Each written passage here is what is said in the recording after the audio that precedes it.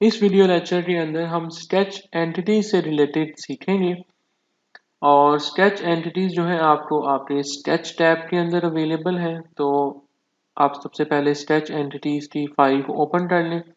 Then मैं इस sketch को एडिटिंग मोड में ओपन करूंगा और यहाँ पे देखें मेरे पास स्केच एंटिटीज जो हैं वो यहाँ पे एनेबल हो जाएंगी। टोटल मेरे पास जो स्केच एंटिटीज अवेलेबल हैं वो 5 टाइप्स की हैं, like move, copy, rotate, scale and stretch.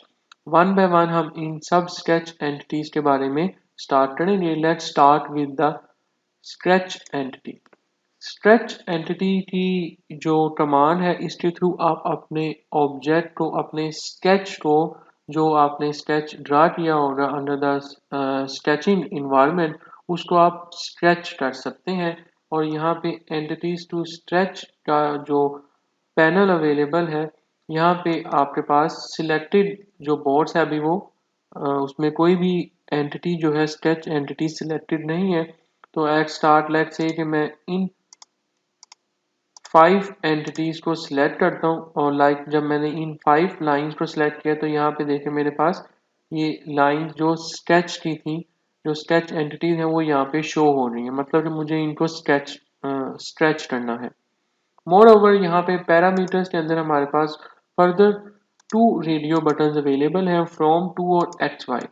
From to का मतलब ये है कि जो कि बाय डिफॉल्ट सिलेक्टेड होता है, इसका मतलब ये है कि आप ऐड कर सकते हैं base point to set the start point. मतलब आपने एक बेस पॉइंट डिफाइन करना है for stretching the point, and then क्या करेंगे, आप अपने माउस पॉइंटर को ड्रैग करेंगे और अपने ग्राफिक्स विंडो की जिस भी लोकेशन पे, जिस डेस्टिनेशन पॉइंट पे आप क्लिक करेंगे, उस पॉइंट तक आपका ऑब्जेक्ट जो है वो स्ट्रेच हो जाएगा।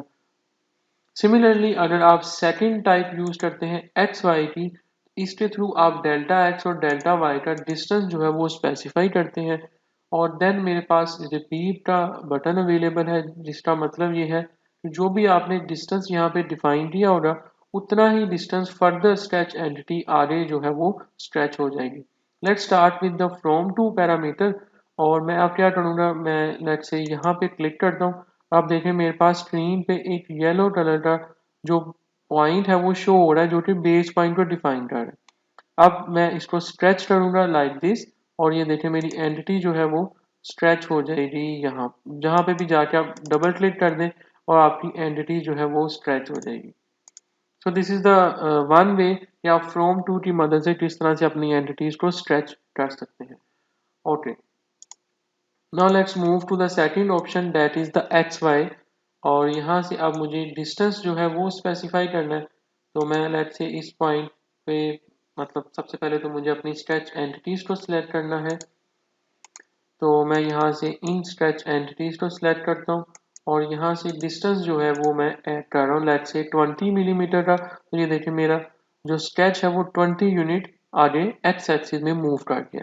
अगर मैं वाई में ऐड करूंगा तो ये देखें इसकी मूवमेंट जो है एक्स और वाई के अंदर हो जाएगी। Let's again change it to 0 और यहाँ पे एक्स में हम 20 रहने देंगे।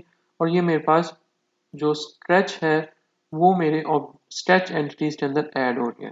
मोर ओवर अगर मैं रिपीट के बटन पे क्लिक करूंगा तो वन टाइम अगेन वही एक्टिविटी जो है एक्स एक्सिस के डिस्टेंस के अंदर ऐड हो रही है और मेरा ऑब्जेक्ट जो है वो स्ट्रेच हो जाएगा लाइक दिस। मोर ओवर अगर आपने स्मार्ट डायमेंशन ऐड की हुई हैं तो वो भी आपकी उसी स्ट्रेच की साथ साथ अपडेट हो जाएंगी। So it's all about the stretch entities. Next जो हमारे पास एंटिटी स्केच एंटिटी अवेलेबल है, that is the move entity sketch tool.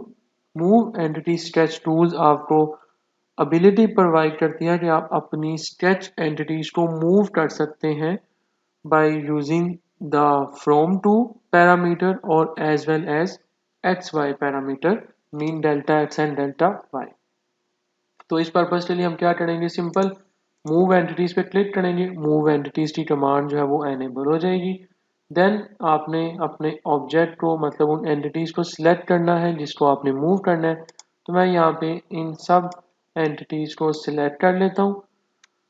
Then यहाँ पे मेरे पास एक ऑप्शन है कीप रिलेशन की, जो कि बाय डिफॉल्ट सिलेक्टेड होगी। और कीप रिलेशन का क्या मतलब है, कीप रिलेशन का मतलब ये है कि जो एंटिटीज आप सिलेक्ट करेंगे उनके दरमियान रिलेशनशिप मेंटेन रहेगा। अगर मैं इसे अनचेक कर दूंगा तो वो एंटिटीज जो आपने सिलेक्ट की होंगी उनके दरमियान रिलेशनशिप मेंटेन रहेगा, लेकिन वो एंटिटीज जो आपने सिलेक्ट नहीं की होंगी उनके से वो रिलेशनशिप जो है वो डिस्कार्ड हो जाएगा। तो फिलहाल अभी हम इसको कीप चेक करने देते हैं और फ्रॉम टू के पॉइंट पे मैं क्लिक करता हूँ और देन मुझे अब पॉइंट स्पेसिफाई करना है। जैसे ये मेरा बेस पॉइंट है और अब मुझे जो पॉइंट है, जो एंटिटीज हैं उनको मूव करनी है। तो ये देखें, ये मेरा जो ऑब्जेक्ट है वो मूव कर रहा है like this.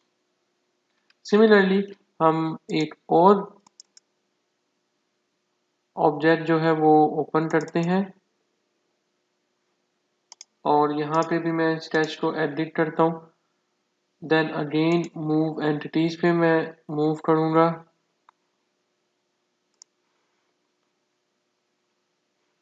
Then entities to move के अंदर मैं ये दो सर्कल्स इनको सिलेक्ट कर लेता हूँ। देन यहाँ पे कीप रिलेशन का जो ऑप्शन है इसको हम सिलेक्ट रहने देते हैं। पैरामीटर्स के अंदर जाके फ्रॉम टू की जो ऑप्शन है इसको क्लिक करूँगा। क्लिक करने के बाद मुझे अब स्टार्ट पॉइंट जो है वो डिफाइन करना। लेट्स से कि वो मैं यहाँ पे क्लिक करता हूँ और अब मैं अपने माउस को जब ड्रैग करूँगा तो ये देखें मेरी एंटिटीज जो है वो मूव कर रही है, क्योंकि ये दोनों एंटिटीज मेरी रिलेशनशिप के साथ है। दैट्स वाई एक टाइम पे क्लिक करने से दोनों एंटिटीज जो है वो मेरी मूव कर रही है और ये देखें ये मेरा मूवमेंट का पॉइंट जो है वो डिफाइन हो गया, ओके किया और ये ऑब्जेक्ट आपका मूव हो जाएगा। सिमिलरली अगर हम सेकंड ऑप्शन जो है वो यूज करें move entities, that is the X Y point, और मैं एंटिटीज को सिलेक्ट करूं और देन अगेन मुझे यहाँ से एक्स और ये देखें वाई, ये पॉइंट डिफाइन करना है और मेरा ऑब्जेक्ट जो है वो मूव कर जाएगा उन पॉइंट्स पे जो भी आपने डिफाइन किए होंगे। अगर आप रिपीट पे क्लिक करते हैं तो उतना ही डिस्टेंस एक्स और वाई में जो आपने यहाँ स्पेसिफाई किया होगा वो ऑब्जेक्ट फर्दर उसके अंदर मूव हो जाएगा। So it's all about the move command. Let's close this. Okay. Next हमारे पास जो कमांड है that is the copy entity sketch tool command. Copy entity sketch tool की कमांड आपके ऑब्जेक्ट की मल्टीपल कॉपीज जो है वो क्रिएट करने के लिए यूज की जाती है, जो कि आपको अगेन इसी स्केच एंटिटीज के पैनल पे ही अवेलेबल है। और सेकंड जो हमारे पास ऑप्शन है that is the copy entities command. Entities to copy के अंदर आपने उन ऑब्जेक्ट्स को सिलेक्ट करना है जिसकी आपने कॉपी क्रिएट करनी है। लेट्स से कि मैं यहाँ पे इस रेक्टेंगल को सिलेक्ट करूँगा और ये मेरी एंटिटीज जो है यहाँ पे शो हो जाएंगी जो हमने सिलेक्ट की हैं। देन आपकी कॉपी की कमांड जो है वो एक्टिव है। कीप रिलेशन का यहाँ पे भी सेम मीनिंग है जो मैंने प्रीवियसली एक्सप्लेन किया और अगेन टू पैरामीटर्स हैं जिस तरह से मैंने पहले एक्सप्लेन किए हैं। तो मैं यहाँ पे एक्स वाई का पॉइंट यूज करता हूँ और लेट्स से एक्स डेल्टा इसमें मैं 40 मिलीमीटर ऐड करता हूँ और वाई डेल्टा वाई के अंदर मैं 80 मिलीमीटर जो है वो ऐड करता हूँ और मेरा ऑब्जेक्ट जो है उस पॉइंट पे मूव हो जाएगा 80 यूनिट तक। देन अगर मैं रिपीट के बटन पे क्लिक करूंगा तो उसकी रिपीट उसकी उसी की अगेन एक रेपिटेशन जो है उस फर्दर उसी डिस्टेंस के अंदर ऐड हो जाएगी। ओके पे क्लिक करेंगे और एफ की प्रेस करेंगे तो आपकी स्क्रीन जो है वो एडजस्ट हो जाएगी। तो मैं दोबारा से इसकी कॉपी क्रिएट करता हूँ। आई गेस कॉपी क्रिएट नहीं हो पाई। Let's change to 20।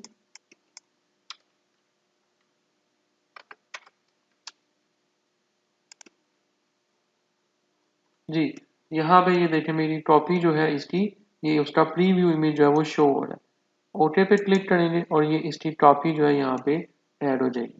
Simple F की प्रेस करने से आपकी जो स्क्रीन है वो एडजस्ट हो जाएगी, आपके ग्राफिक्स विंडो के साथ फिट हो जाएगी। तो इस तरीके से आप कॉपी की कमांड जो है वो यूज कर सकते हैं for the purpose of creating the copies of the sketch entities. Next मेरे पास जो कमांड है that is the scale command.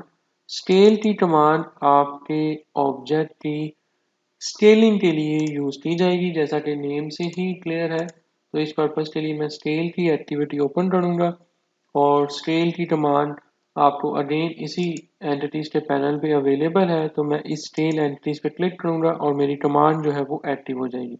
Again यहाँ पे एंटिटीज़ टू स्केल के अंदर मुझे उन एंटिटीज़ को सिलेक्ट करना है जिसकी मुझे स्केलिंग करनी है। देन यहाँ पे मेरे पास पैरामीटर्स के अंदर डिफरेंट ऑप्शंस अवेलेबल हैं, लाइक स्केच आइटम्स और एनोटेशन। यहाँ पे अब आप देखें जो भी एंटिटीज आप यहाँ पे सिलेक्ट करेंगे वो आपकी इस एंटिटीज टू स्केल के बॉक्स में शो होंगी। सेकंड जो पैरामीटर है मेरे पास ऑप्शन है that is the base point. Base point जो है वो डिफाइन कर रहा है कि किस पॉइंट के अलोन आपने स्केलिंग डिफाइन करनी है। देन मेरे पास स्केल फैक्टर है, आपने कितना स्केल फैक्टर रिक्वायर्ड है अपनी एंटिटीज को स्केल करने के लिए। और देन उसकी नंबर ऑफ कॉपीज का भी बटन यहाँ पे ऑप्शन जो है वो अवेलेबल है कि आपने उसकी कितनी कॉपीज क्रिएट करनी है। तो जो भी आप यहाँ पे ऑप्शन सेलेक्ट करेंगे उतनी ही कॉपी उस स्केलिंग एंटिटीज की क्रिएट हो जाएंगी। और अगर कॉपी के इस चेक बॉक्स पे क्लिक करेंगे तो कॉपी भी क्रिएट होगी और ओरिजिनल स्केच भी मेंटेन रहेगा। अनचेक कर देंगे तो डेफिनेटली उसकी कॉपीज जो है वो क्रिएट नहीं होगी। तो क्या करते हैं जी, मैं यहाँ पे इस स्मॉल रेक्टेंगल को सिलेक्ट कर लेता हूँ। देन मुझे यहाँ पे अब डिफाइन करना है बेस पॉइंट। और बेस पॉइंट के लिए मैं यहाँ पे ये जो मेरी ब्लैक लाइन है इसको यूज कर लेता हूँ। बेस पॉइंट के लिए मैंने ब्लैक लाइन जो ये सेंटर लाइन है इसको यूज किया और इसकी डेफिनेशन के बाद अब मुझे यहाँ पे इसका जो स्केल फैक्टर है वो डिफाइन करना है। तो मैं यहाँ पे 1.5 लेट से डिफाइन कर देता हूँ। स्केल फैक्टर डिफाइन करने के बाद मुझे इसकी कॉपीज अगर रिक्वायर्ड है तो मैं उस ऑप्शंस पे जाऊंगा और लेट्स से कि मुझे यहाँ पे इसकी 5 कॉपीज जो है वो क्रिएट करनी है। तो मैं 5 टाइम इस बटन पे क्लिक करूँगा या मैं कीबोर्ड के थ्रू उसको टाइप कर सकता हूँ। देन अगेन इस कॉपी के बटन पे क्लिक करेंगे और आप क्या करें, सिंपल ओके के इस बटन पे क्लिक कर दें और इसकी कॉपीज जो है वो क्रिएट हो जाएंगी। और फर्दर आप इसको स्क्रॉल डाउन करें, मतलब जूम आउट करेंगे तो ये देखें यहाँ पे इसकी कॉपीज जो है आपको शो हो रही है। अब क्या होगा, इसकी स्केलिंग हुई 1.5 टाइम और ये मेरे पास उसकी एक कॉपी क्रिएट होगी। देन अगेन आपने क्योंकि 5 टाइम ऑप्शन सेलेक्ट की थी, अब इस ऑब्जेक्ट की 1.5 टाइम स्केलिंग होगी और इसकी कॉपी क्रिएट होगी। Next, next and next. तो सेम वे में आपका 8 रेक्टेंगल की 5 टाइम कॉपीज क्रिएट होंगी और उन्हीं कॉपीज के साथ साथ जो स्केल फैक्टर आपने डिफाइन किया होगा वो यूज होगा उसकी स्केलिंग के लिए। देन हमारे पास लास्ट में जो कमांड है, जो स्केच एंटिटीज की कमांड है, that is the rotate entities command. और इस पर्पज के लिए मैं रोटेट की जो फाइल है इसको ओपन करूंगा जी। और नेक्स्ट अब मुझे अपनी एंटिटीज को रोटेट करना है तो let's first exit the sketch, sorry edit the sketch. और यहाँ पे मेरे पास रोटेट एंटिटीज की कमांड अवेलेबल है, इस पर क्लिक करूंगा तो मेरे पास रोटेट की एंटिटीज की कमांड जो है वो एडिटिंग मोड में ऑन हो जाएगी। अगेन यहाँ पे एंटिटीज टू रोटेट के अंदर मुझे सिलेक्ट करना होगा उन एंटिटीज को जिसकी मुझे रोटेशन जो है किसी भी डिग्री के ऊपर जो आपने रोटेशन करनी है वो सिलेक्ट करेंगे। अगेन कीप रिलेशन का मतलब वही है जो प्रीवियसली मैंने एक्सप्लेन किया, जो रिलेशनशिप आपका एंटिटीज के साथ है वो मेंटेन रहेगा।